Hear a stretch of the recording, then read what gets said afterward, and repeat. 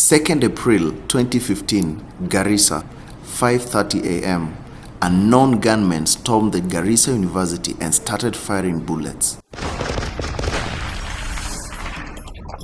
For a whole day, the university was brought down to its knees as the terrorists trained by the Al-Shabaab executed the most dreadful attack on the Kenyan soil and turned Garissa University into a battleground.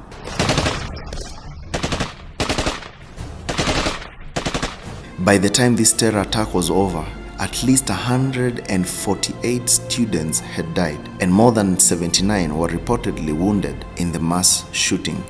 A year later, the bullets' holes have been replastered, the broken windows have been replaced, but the wounds inflicted in our hearts and minds are still fresh because those who planned the attack, executed it and attacked our pride are still sleeping peacefully beyond the grasp of Kenya. This is the story of Adna.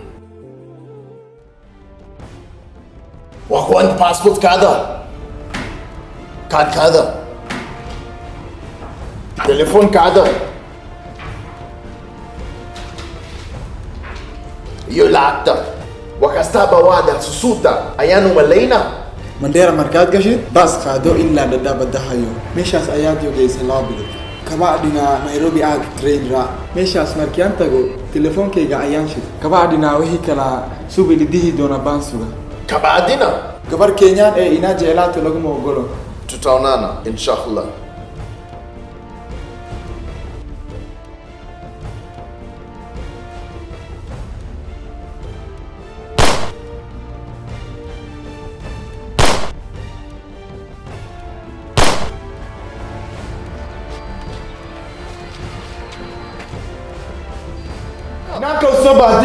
So that people will call it an Islamic attack. I know how crafty you people are. How you make innocent people bear demonic tags of terror. Naya gabar.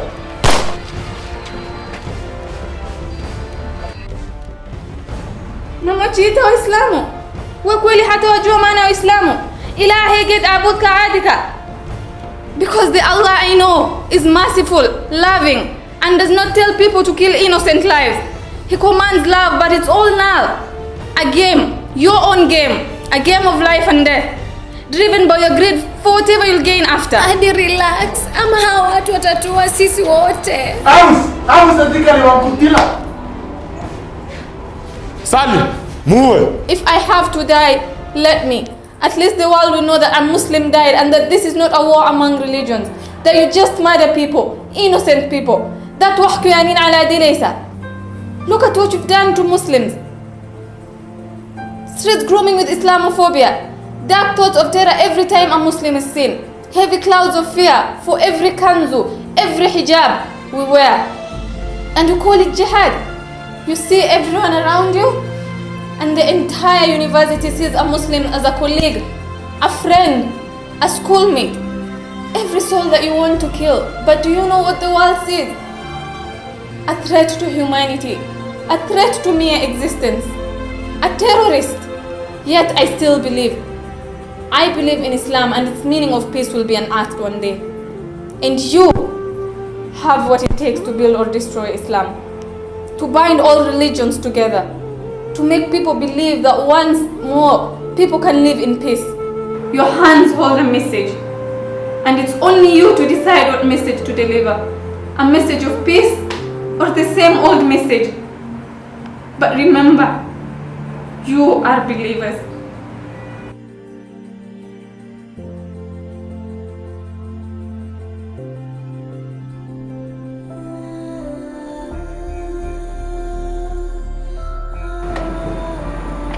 Oh please, don't tell me you're falling for that stupid speech.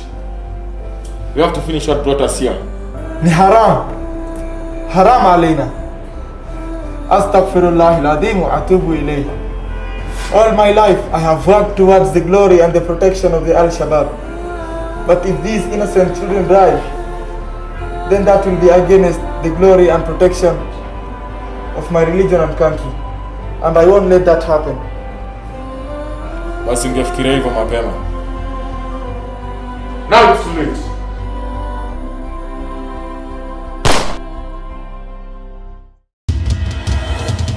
Adna Mohammed, or better known as Adi, is a Muslim lady who risked her life to save the lives of her fellow classmates who were almost killed by the Al-Shabaab militants. But why did Adna do such a thing?